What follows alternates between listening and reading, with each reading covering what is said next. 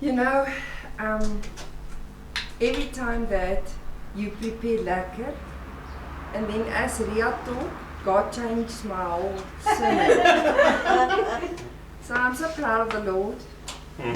He always call me in at the deep side, and then he says, swim now, let's do this.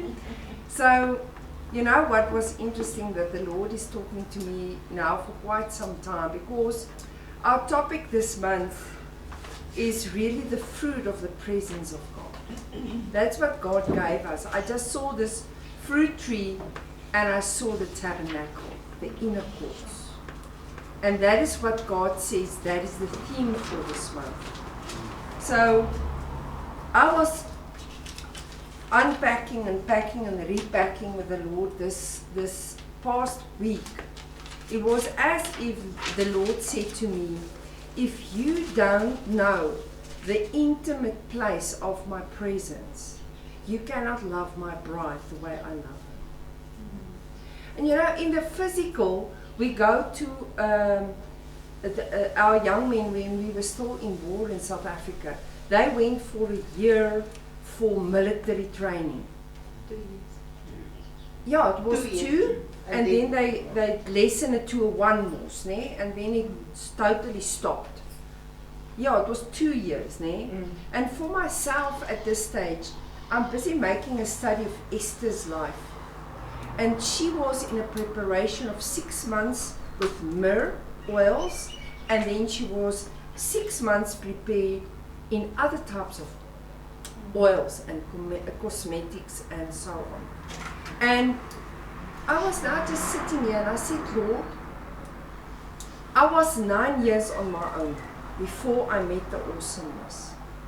But I didn't have any idea how the intimacy in a marriage should be if I didn't have 9 years of intimacy in the Holy of Holies with God. And I'm telling you, if you get this, it will change your whole way of looking at how God meant marriages to look at. Can you imagine being in a marriage where you are married to your blueprint husband or wife, but you have experienced such an inner court with God that the moment that you get married, that you continue in that inner court, because that's the norm.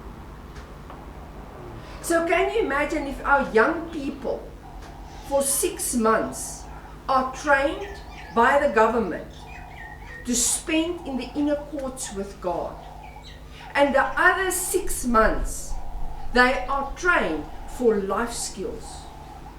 That means that is the basics of Christianity. What will our young people look like? How will our marriages look? And what will the level of divorces look like and I mean, our young people at this stage are on every thinkable antidepressant and all of that. But if I'm going to read to you now what is in the myrrh, what is in the oils that was used on Esther and the preparation for her. And then you will understand what you actually need to go through as bride of Christ. That is actually the process that God is putting you through. Yes, they talk about 6 months, but in a sense, this can take a lifetime. It can take 30 years of your life, but I'm telling you, we need to be hungry for the presence and the inner courts with the Lord. This morning at 3, I was literally calling forth that, Lord, you torn the veil. There was a shaking, and then there was an outcry from Jesus' side, I've done it. And then the veil torn, and it was pitch black. Why did God torn that veil? So that you and me can be able to go into the inner courts, the intimate place with the Lord. Because the moment that you go often into that inner place. You love in a level that surpasses all understanding. You forgive on a level that surpasses all understanding. Can you imagine if you put all our young people through a course of inner healing and you do life skills for them and you help them to walk into their purpose? Not you, but what God shows and do in that year. Where will our young people be? They will do things differently. You teach them about finances. You teach them about life skills that is regarding how do I treat my parents on godly principles. And you know, I was just in a place where I know that to be prepared as the bride of Christ, and sorry men, you're also a bride. I know you can't see yourself in this white dress and this tiara thingy on the head, but if I am a son of God, you are a bride of Christ. Sorry, I just know that this is a message not just for women. This is a message that everyone needs to go into the intimate place with the King of Kings. That's our King. He doesn't do things halfway. So let me read to you what she went through at the daily massages that she got for 6 months, and what was inside the myrrh, and why the priest also had to have myrrh, because there's a preparation that the myrrh brings in us. So let's unpack a bit. The first one I want to unpack is cassis. You spell it, and if I kill it, sorry, C-A-S-S-I-S. It was one of the oils they used. Cassis help against PMS. It's emotional. It works with emotions. It also helps with flare-ups in your emotions. Bloatedness and cramps are relieved, and joint and body pains are healed. By just for 6 months being treated and massaged with these oils. Then they used olive oil as the basis. Olive oil is an antioxidant. It's an anti-inflammatory. It soothes inflammation. So if there's inflammation in your body, olive oil works for that. It heals burns, it softens the skin texture, and it clears dandruff as well. And it's a natural moisturizer. Now I've made a study a while back on the olive, and at what stage that olive is perfect. That when they push that olive, all the oil just runs out of it. And the colors of the olives are some reddish, some is then the greenish, it depends, and all these olives are just in different stages of ripening. So our olive have all these colors, but it's not variants of olives. It's just the stage of development of that olive. And to get that oil out is really a crushing that takes place. They even take the pit and crushes that as well. So it's really when you are going through a crushing process, know that God is actually busy with a deep, deep process in you that is to prepare you to be the bride and go into the inner courts with Him.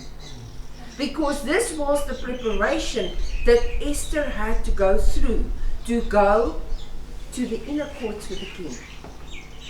So the next thing was honey was also used in that time.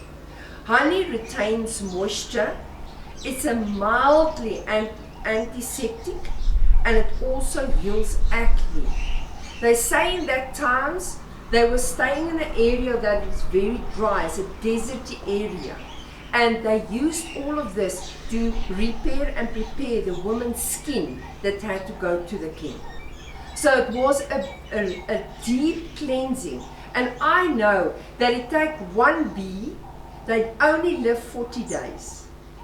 A lifetime to bring forth 1 teaspoon of honey. 40 days to bring forth 1 teaspoon of honey. And we moan because the offer that we sometimes have to bring. And I'm speaking to myself like this morning.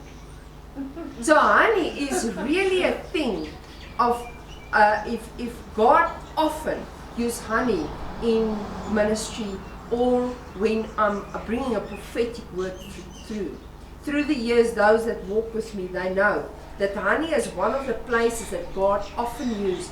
And I know, for example, if there's bad blood flow in a person's body, say leg or arm or whatever, they put honey, raw honey there, and it brings back blood flow. And if you think, what did Jesus do? He brought you back to life. He brought you back to life. I will now go back and show you what happened to Esther that is preparing God's bride for today. Because we need to understand the process that God is putting us through. Then myrrh. Myrrh, I don't know if you know myrrh. Myrrh has got the sweetest smell. If you open a bottle of myrrh, it's almost overwhelming. It's like yo, you know? It's like sucking on 3 sweeties at the same time. It's just a tremendously sweet smell. But if you just put a tip of that on your tongue, it's bitter. Bitter, bitter, bitter. You will really like go like that. So there's a increase in spiritual awareness. What did they anoint the priests with? Moses, they made a mixture of myrrh. It's to bring forth a spiritual awareness. Never did I know this, ne? It also strengthens your memory. It also effectively treats candida. Now, I don't know if you know candida, but that is where your body has cells in it, in your tummy and in your blood. It's very confusing to try to explain it, but it's to eat the dead cells in your body. But if it overgrows in your body, your body is actually attacking itself. And it's many times in the digestive system of a person. So myrrh in that, and if you think, where does your stress go and sit? There. Fear go and sit there as well. So myrrh is a very, very important thing.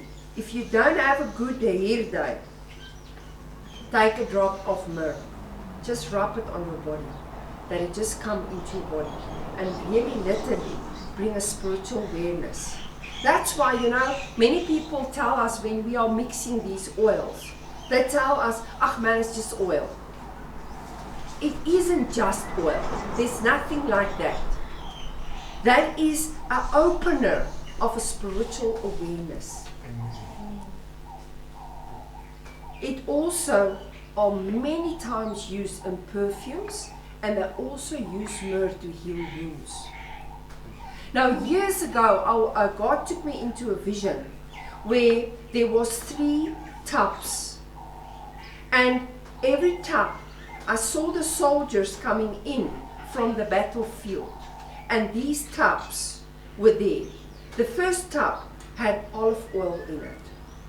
The next tub had ice in it. And the third tub had myrrh and a mixture of a lot of spices in it. And I could literally see in the spirit as that soldier got into the olive oil, and when that soldier got out of the ice, the wounds were smaller and healed. And when they got into the last tub, God literally infuse them. And now I know why. Because the myrrh that is also in that water, in that oil mixture, I mean, just the honey and the oil that we just read about, that is part of how God prepares you and heals you. So there was times that I will sit in my room and I will ask, Lord, I need one of those tubs. Your soldier is tired. And then I would really smell these scents of God's presence. And I will get up there with less body pains, ready for what God has got for me. So know one thing, that the preparation that God is putting you through isn't something that God takes lightly. If I just think how much time Queen Esther spent just in the preparation for her. And you can go and study Esther, where the preparation for this wedding happened was so magnificent. The king sent out gifts out because of the excitement of getting married to Queen Esther. Were you so excited? Are you so excited for the coming of the King of Kings that you are sending out gifts to others because you're going to meet your King? I don't think we have any idea, because we get so can I almost say consumed by situations around us. We do. I mean, there's days that me and Derek literally sit with 3 or 4 types of Bibles in front of us. In the evenings we do it now, more often. And we sit and we discover revelation. We are unpacking revelation at this stage. Because in a sense, the church are so occupied by what is in my world that we forget what God spoke. I mean, there's a silence. I listen now to Ria that says there was a silence that was placed on, what was Elizabeth's husband's name? Zachariah, sorry. There was a silence placed on him. Our church also went through a silence. Because there was a time where there was 420 years in fact, of silence from God's side. Guys, there's a wakening up in the spirit that is starting to happen. You will see this week on my profile pic, there was a pregnant woman with earth underneath her feet. We are preparing as bride. Like Derek said, many ask, but how can you be the bride and you be the bride? You know the bride, you know the bride. You are a cell of the body. There's one bride. You make up one of the cells of that bride. And we are in a preparation for that. Now, what was so magnificent for me is, and this is on this paper, for the king that wants Esther to start this process, he gave her 4 things. The first one was cosmetic products, that 12 months of preparation. He gave her food. And he gave her 7 of the choicest maidens. And he let her stay in the best part of the harem, there where it's really beautiful. So the moment that, and the most amazing is he called Esther by name to come to him. God is calling you by your name to come to him. God's a God of detail. Go and study Esther, because then you will see how the kingdom operates. I don't know if any of you have ever seen in the spirit how your outfit look when you're going to meet the king. I was fortunate by God to see how this outfit looks. And I can just tell you what was magnificent about this outfit. It was material, it was made of material that you don't even see on earth right now. It was handmade. There was precious stones woven into this garment. And I was smelling amazing. I smelled good. And I remember as I was climbing up these stairs, how this dress were making a sound.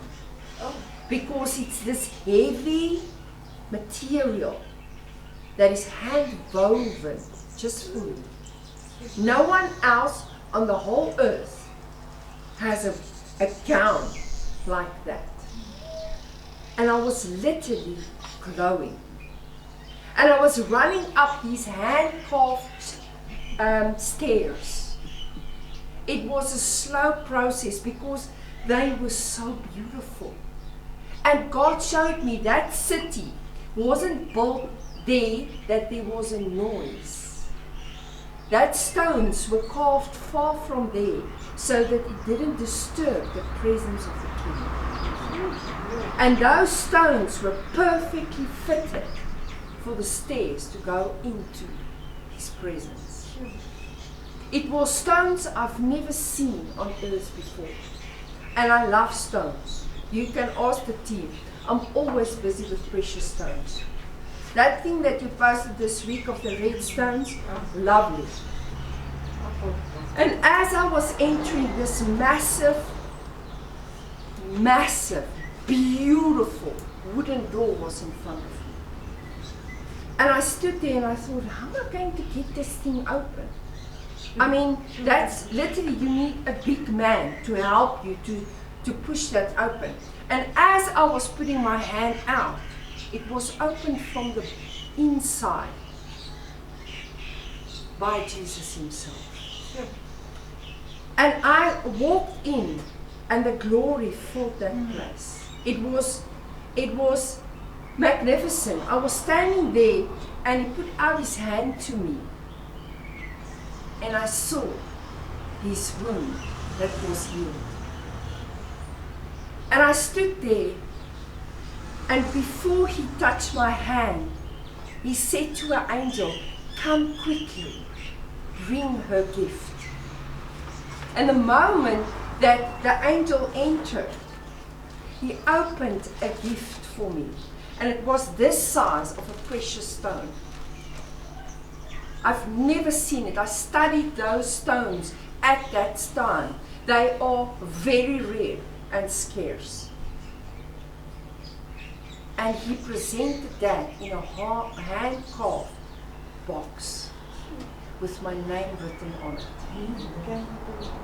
I know I need to finish, but I want to tell you that that is every one of our portions to live through this, to have this fruit of His presence on your life. That is why when someone comes to me and they want to tell me about any other religion, I stand there and I think to myself, am I prepared to compromise the most amazing journey that I have with the King of Kings? No, I'm not. And that is the thing is, God has a handmade outfit for you to go and meet Him. He's busy to hand knit that into your life right now. With the finest detail. He's putting oils in it. He brings the honey. He brings all of those intricately intimate things. And He's telling you, my son and my daughter, I want you closer. Come closer. Seek my face. Seek my presence. You know, that's why when Pastor D is talking about when you touch someone, there's a transference of the presence right there. greeting them with a hand. Now everyone knuckle with this. I'm just like, Lord, grab them. There's literally a stone that is carried from me to you. A fruit if you're hungry. An encouraging letter. That's a scroll out of the throne room when I enter your office. That is how the presence of God brings a fruit into your life that stops you from doing it mundane. That's why I'm 3 o'clock up. He comes in this morning, I said, okay, I'll bring you 6 o'clock tea. And I'm waiting, because he can't lie when I'm busy in the presence. And it wasn't even 10 minutes. Here he is. He said, are you okay? I said, no, I'm very okay. Because now I'm busy praying for Kagiso, for Pastor Chris's service today, that God's fruit of his presence will fill their church. I'm busy with Soweto, and I'm praying for that service, that God's presence will fill it and that it will shake their foundations. I went back to Cape Town. I was praying for them, all our pastors there that we love. Then we fly overseas, in my living room. Amen. And I'm busy praying for USA. I'm praying for Canada. I'm praying for those pastors that is relating to us in the Bible Belt. I had to go and sit on the map this week and find out where's the Bible Belt. I know now where Texas is. I know where things are. Because we are the fruit baskets in the kingdom. How is your fruit basket doing at this stage? Is it filled with old wormy type of floppy thingies? Or is it filled with things so beautiful that when someone comes, they can't leave that apple alone? I have a fruit bowl here in the beginning of my house. And I look at you when you come and visit. You can literally see, can I please get a banana? You can see that person can literally not help themselves. What are people plucking from your life at this stage? Because you are the Bible. People are reading that doesn't have a Bible. And it's a word that is straight this morning. But I know that we have work to be done. You know, we concentrate sometimes so on the fire's heat and the processes, and I need to forgive. I actually don't like that person, so I need to forgive now. And then we work through, and my boss is actually not nice with me, and I took a little bit of offense there, and I'm busy with this, and oh yeah, that one didn't greet me today, and we are all in the spiral of what? I mean, the moment you walk in, His presence, the honeys fill the place, the joy fill the place, the softness fill the place. I mean, when I see my awesomeness after a day, a long day of work, I mean, I just run into His arms. And that is what God says today. That the fruit of our being with Him, it mustn't be, okay, I will have my quiet time from 6 to 10 past 6. I think that's enough time. And then I will read for 10 minutes, and then this and that. I mean, every time when I enter the presence, there's something different there. Totally something different there. Because He gives new manna, new fruit every day.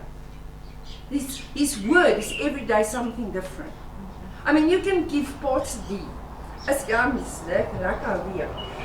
You can give Pastor D every day the same scripture. He will preach for you 5 to 10 sermons out of that same scripture. Because every time he enters the presence, God adds another nudge, another thing, another thing. I mean, when me and Elaine spend time over the phone sometimes, because we can't wait for just Sunday. We spend time over the phone. It's like these fruit and nuggets of God that we are sharing with each other. Do you know this? Do you know this? And that's how we are actually supposed, Sundays, we are supposed to come to church. Do you know what the Lord did this week? He touched 6 people. Like Pastor D said, so many people came to the Lord. That is actually how we must be. You know, I prayed for a person and they're healed now. That one couldn't fall pregnant. They're pregnant now. And with twins. Because that is my King. So I hope that as you study Esther, that you will see, Lord, what are you busy in my life? This cell, this one dot in the body of Christ, I hope it glows so badly, or so, not badly, so good, that it will be like, you know when you put some sunblock on and you miss the spot? I stand out like that. That it's like so, I'm so on fire for the Lord that it's like a glowing in the dark. Literally that you will always have a positive word for someone. That you always come in a place and in a way that God would have been excited. I asked Eric this morning, we are discussing a situation. I wonder what Paul would say. And immediately I said, I saw he sort of, yeah, what would Paul have said? What would Paul say if he visited Dynamic Life Ministries this morning? Will we get that letter afterwards? You know, you people of Centurion.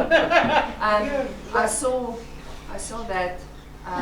You need to fix that. I don't want a letter. I want my daddy's arms open. I want to see Jesus' smile when he sees me. Not, oh, this is the one that missed the assignment because they couldn't forget. They couldn't forgive. Or they were just never prepared to go deeper. I really want you to go this week. Go back home. Regroup with the Lord. Say, Lord, if I've missed it, I'm sorry. I want to go deeper with you. And you know what? I'm so glad that you are not always where I'm busy praising and praying. Because I'm telling you, I stood in front of a mountain the other day in the Spirit. And I was praying, and that thing just didn't move. I was praying, I was letting in my face with this massive mountain. And I started praying in the Spirit. And at one stage, there came the lion, the roar of the Lion of Judah came over me, and I screamed and I said, move! And immediately I saw, there it goes. By the third move, that mountain moved. Come on, we need to get it together. The fruit of the Holy Spirit is here. The same power that rose Jesus from the grave is in me and in you. Nothing can stand against that. Nothing. Next. And that is my amen. Will you come and finish?